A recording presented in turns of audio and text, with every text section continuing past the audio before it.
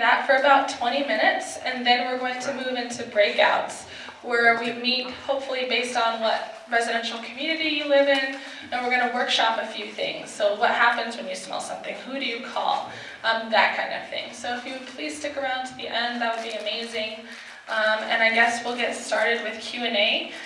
We have a mic over here, or if you just want to stand up and speak very loudly.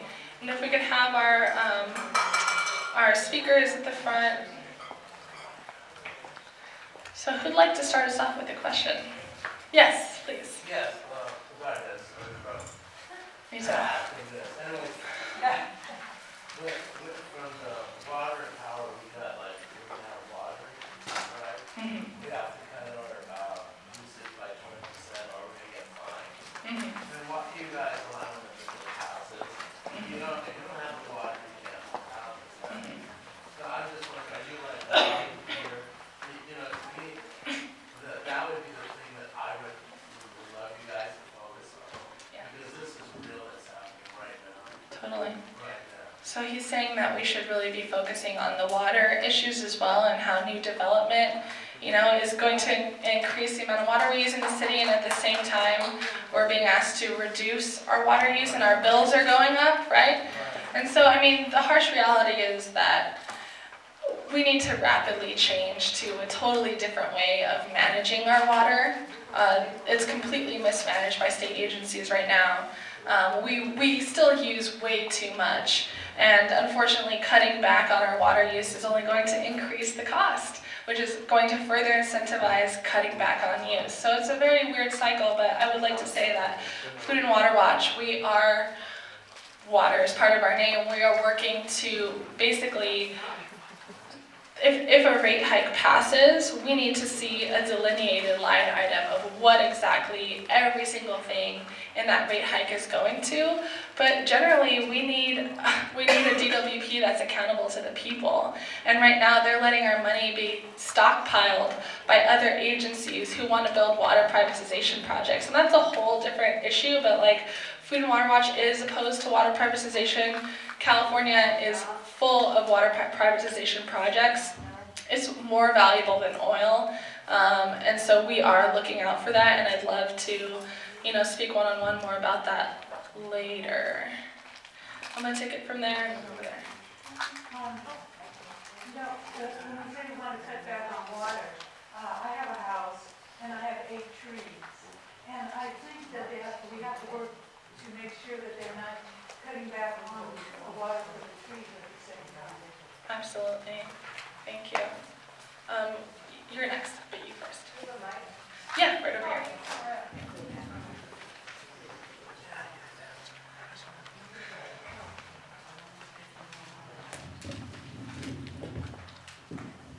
I haven't spoken publicly in several years. My name is Julie Kornstein. I was on the Los Angeles Board of Education for 22 years, retired 6 years ago. People tell me I look much better now. I'm a member of the Porter Ranch community, and I've lived here for many, many years.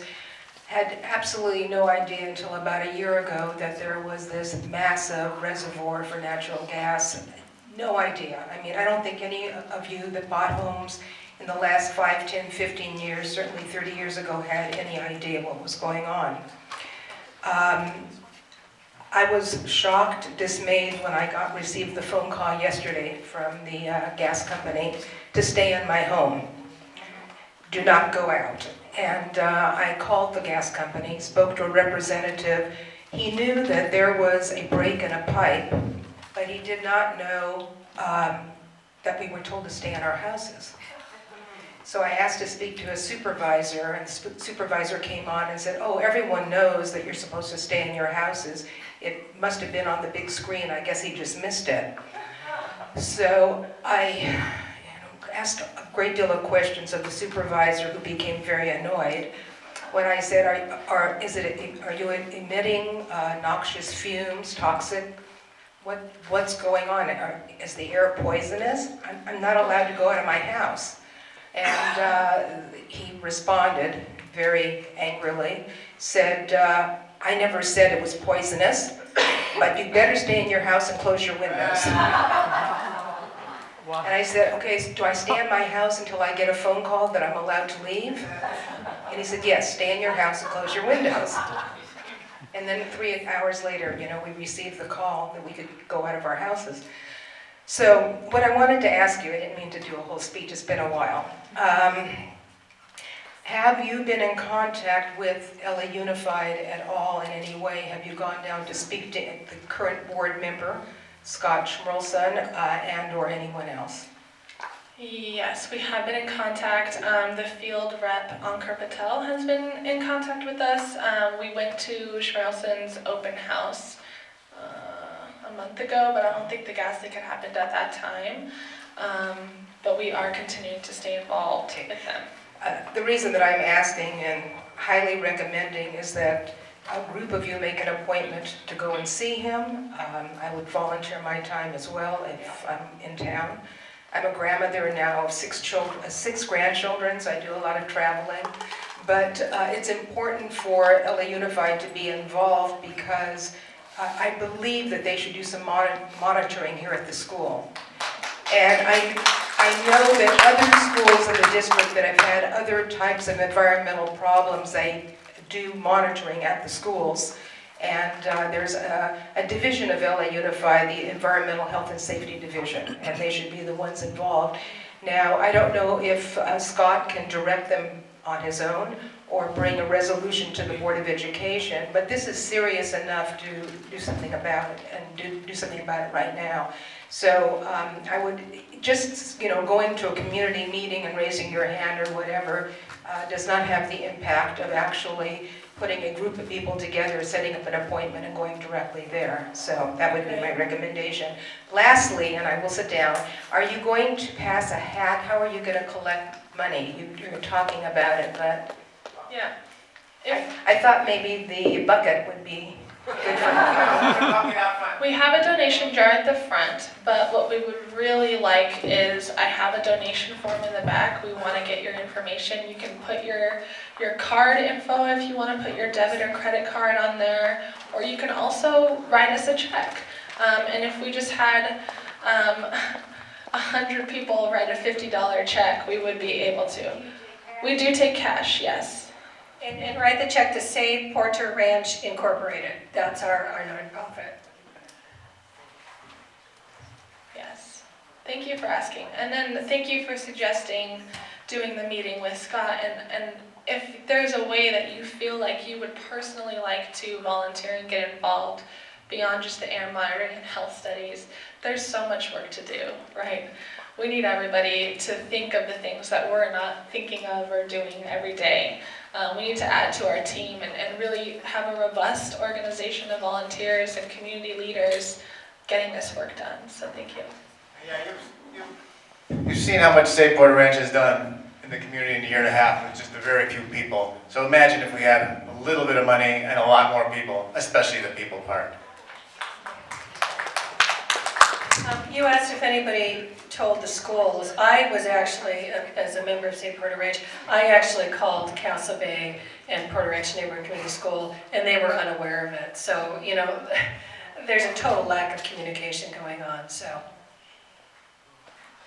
Questions? Yes. Yeah, I've heard all what you're saying, and I appreciate everybody's involvement. I'm trying to, I hope I didn't miss it, I'm trying to figure out what is the objective that we're trying, I understand the phrase, get Governor Brown, but what's the objective here? What do we want to see the gas company do? What do we want to see happen with terminals? They don't want to put in 12 new wells, I understand that, but I'm trying to get my arms around what we really want to have happen here. That's the first question. The other question that you can address too is it really that difficult to get Englander and these people involved on board? Yes. I'm stunned that you have to do air quality surveys, collect samples, and do all that stuff in order to engage their interest, because it seems like that's what they're elected to do. You'd think. So our objective with the Termo thing is to stop Termo from expanding, kill that project dead. With the gas company, it's a much bigger, more complex issue, but I think that getting them to maintain like, inspect and maintain their wells at a much, much, much higher rate than 6 or 7 years. Let's start with that. If there are wells that are old and need to be shut down, I've heard that they're going to kill this well, the leaking one. Kill it means shut it down. How many other ones are in that same condition that need to be killed? How many other leaks, smaller leaks, are going on up there? Because people have been smelling this stuff for years. So that would be the first step with the gas company, is get them into compliance and into maintenance and, start there. Long term, we're working on it. She has probably better ideas than that. So I think initially with the air quality monitoring and the health study is really to get the information out there, because there's a lot of people in denial. A lot of people only listen to the gas company and say everything's fine, and they go back to watching TV or doing whatever they do. And so I think we need to get some scientific evidence that there are health issues here. There are chemicals in the air. We need to get that information out there and to our elected officials, because again, there seems to be this lack of participation on their part. So we got to get their attention. We have to do what we need to do to get their attention that there is a problem here. So that's what the health survey is about. That's what the air monitoring is about. Yes. Yeah. Can I add to that as well? Some of the things that we can do right now with SoCal Gas is you need to let Matt know if you're having health systems, because that class action lawsuit is a very real avenue to hold them accountable to polluting public health, polluting the community. The other thing that they're going to be advocating for is the 20-year contract with LADWP. That's something we can have a direct influence on and impact, so that if we're not getting locked into long-term contracts, when we are moving to renewable energy, which this entire state is doing, we're going to be less reliant on the storage field. So we need flexibility in a contract that's not 20 years long. We also, again, the Termo thing, and the other big thing that I didn't talk about is there are so many rules and regulations that are being imposed on this facility. One of them is the South Coast Air Quality Management District is looking at reviewing their NOx reclaim rule, which is essentially like cap and trade. So there's a cap at the amount of pollution that all facilities in the South Coast can emit. And if you can't reach that cap, then you can buy credits. And that's what SoCal Gas has been doing. If you can't reduce your pollution, you can buy credits so that you can keep polluting, but you pay a fine. Right now, AQMD is working on reducing that cap by 47%. What that is going to do is literally shut down natural gas refineries and power plants in Southern California. That's going to directly impact the SoCal Gas storage field here. So if they can't meet that cap, they're not going to be able to buy credits anymore. They have to actually reduce their pollution. And if they can't do that, then it's going to look like this is a very unfeasible business for them to continue to be involved in. And that there's a big hearing happening December 4th in Diamond Bar. I'm helping organize buses to go. So please see me afterward about that. But what's interesting is that Supervisor Antonovich is very powerful, because he's not only our county supervisor, but he's a board member at the South Coast Air Quality Management District. And so he's one of those people who's going to be voting on this major reduction in pollution emissions that are going to be happening, and he needs to vote and support that. So you'll be looking for an email from us from Save Porter Ranch about that. We'll tell you who to call, what to say, if you want to come with us and get on the bus. And then finally, we need to talk to Mayor Garcetti, we need to talk to Mitch Englander about how is LA going to get to 100% clean energy, and how Porter Ranch can lead on that conversation. So there's a lot of moving parts, there's a lot of stuff to get involved with, and it's all relevant and it's all timely. Yeah, Richard. Richard Matthews, candidate for state senate, and I think something else that's really urgent that we need to be fighting for is to stop this SoCal Gas upgrade project. Because once they put in this investment to extend the life for another 40 years, we're not going to be able to get rid of this facility for a long, long time. Well, they're already approved. They're already working on it. It's already happening. I know it's going to be very hard to do.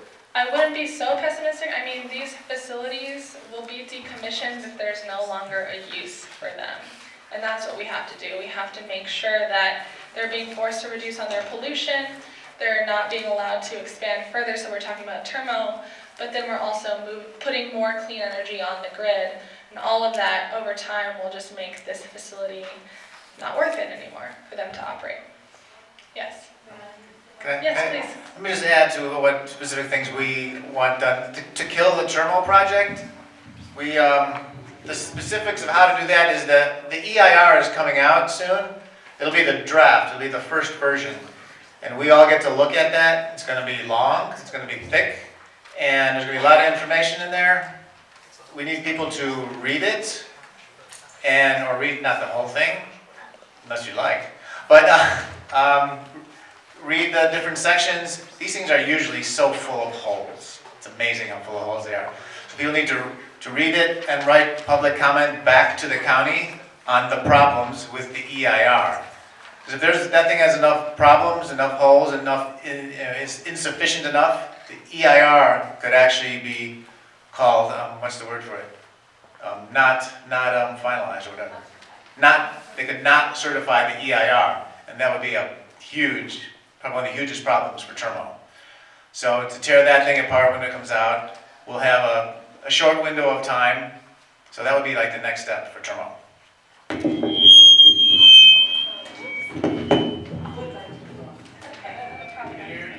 in front of the speakers. Oh, yeah.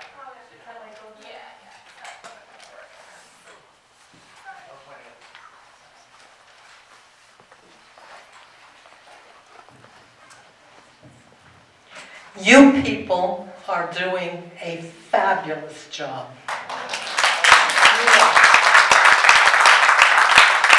And I'm an expert on that. I really am. I brought the largest boycott in history in 1973, the meat boycott. You're all too young to remember. And a number of other boycotts that brought prices down so the poor kids could have food, nutritious food. And I was involved in a lot of things. I stopped strip mining in Los Padres Forest. And thank you. My son Richard, who is running for office for state senate, yes, he recently got the city council to ban oil trains from coming through this area. The oil trains upset the tracks and they easily fall over and explode in populated areas where hospitals are, schools. So thank you, Richard. But I am so happy that you are doing all of this. You're doing everything the right way. I hope that I led the way back in 1973. Thank you. I was the Democratic nominee for Congress in 1974 against Barry Goldwater Jr. Anyway, thank you so much. Activism is important. It is all important. You're not going to see any results unless the people get active. That's why they're doing all the right thing. Just talking to candidates, many of these candidates who allowed these things to happen, isn't going to work it. What will work for you is showing that they won't get re-elected. And your bodies tell them that. Do what we want. Represent the people, of, by, and for the people, or you're fired. Yeah. So in other words, what we're trying to do can be done.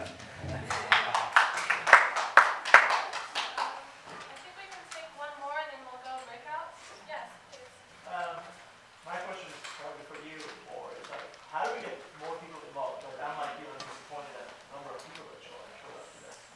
But I really, I just heard about this yesterday. You know, I have an idea for that actually, because like, for me, for example, I know a lot of people and I can get more people to come next time. Bring your friends, bring your family. I can bring family, friends, Your neighbors. So what we found historically for St. Porter Ranch is actually talking to people door to door.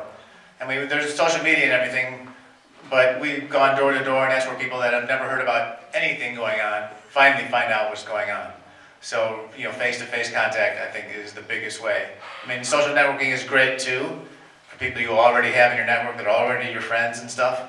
But, hey, you know what's going on in your neighborhood? That's the best. Do you have literature that you can pass? We do have from time to time. I usually have to follow Say Porter Ranch on Facebook, and stuff comes up. What we do have are handouts that say "Smell something, say something" with the girl holding her nose. We have a ton of those that you can pass out to your neighbors, which we're going to talk about next on how we can organize in our neighborhoods. We also have handouts for our next event, which is the health survey training.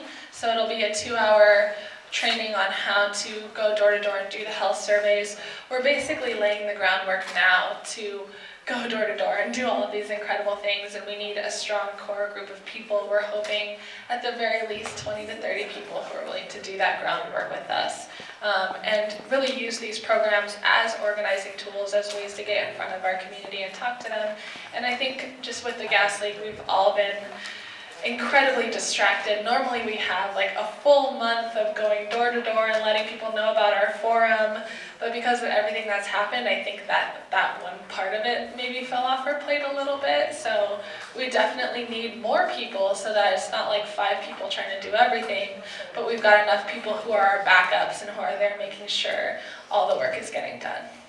Yeah, that's also real important when you sign in, put in your email, because that's how we get our newsletter out to everybody, and you can certainly forward them to your friends. But I know Halloween personally, I went door to door through the Highlands and I dressed up as the Elfin Queen. And I knocked on people's doors and I gave them flyers and I told them what we're doing. And it really takes that kind of door knocking. I mean, so if you all can do that to 5 of your neighbors, hey, we could fill this place, right? So it really does take that personal contact. We do have SavePorterRanch.com, we have a Facebook page, but again, that personal contact is huge. I think that's what really gets people here. Breakout? Okay, so next, we're just going to do a brief breakout group because we're going to try to get you to know kind of who's in your neighborhood. We're kind of going to break out by like anybody here from the Highlands? Northwich Highlands? Okay. So you're going to meet over here with Matt. Anybody here from the Renaissance? Okay. How about Porter Ranch Estates? Porter Ranch Estates, perfect. All right, how about Northridge View Estates, Northridge Park? Okay. Oh, go ahead. No, that's okay. He's going to get it. Granada Hills. Okay. So Northridge Park and Northridge View Estates is over there. Granada Hills is over here. Anybody here from Chatsworth? Chatsworth, right? Chatsworth? Yeah, in Chatsworth, they just canceled, O'Connor. They just canceled a soccer game, I understand, because of the gas leak. They didn't think it would be safe for their children to be out in the park. So that's very interesting. So you're all going to, let me just take one so I can read it. Okay, so we're going to break out into these groups. If you don't identify with that, let's do that one. Either you can go to whoever you think is closest to your house or just another one right here in the front here, if you don't identify or don't live in any of those areas. So anyway, we're just going to have you kind of, for about 20 minutes, talk about AQMD. Say, okay, well, what if I get up tomorrow morning and I smell gas? Can you get your neighbors maybe cell phone number or telephone number and just sort of have a plan of action? We got to call AQMD because AQMD will come out and test the air only if they get 3 calls in an hour. If they get 2, they won't come out. If they get 2 in an hour and 1 minute after that, they won't come out. And a lot of people don't know that. They think that if 1 person calls, they'll come out. We need 3 people in an hour, so you got to be networking with your neighbors. So the number 2 thing, talk about who wants to volunteer for the air monitoring and the health assessment. And number 3, what's next for your organization? Do you have a homeowners association? Can you tell them, can you go to them and tell them what's going on? Can you ask for a little bit of funds for us to do the air quality monitoring? Your homeowners association represents you. And so they should be involved in this process. They should be caring about what's happening to our health in our communities. That's usually part of their charter, and I found it in ours. So we're going to do about 20 minutes, so till about 1:45. Is everybody clear? Everybody hold up their sign of your neighborhood. And the one that's, the miscellaneous one is Alex is holding up. So let's kind of break out, we'll reconvene at about 1:45, and then maybe people can share some ideas of what they're gonna do in their communities, okay? Thank you.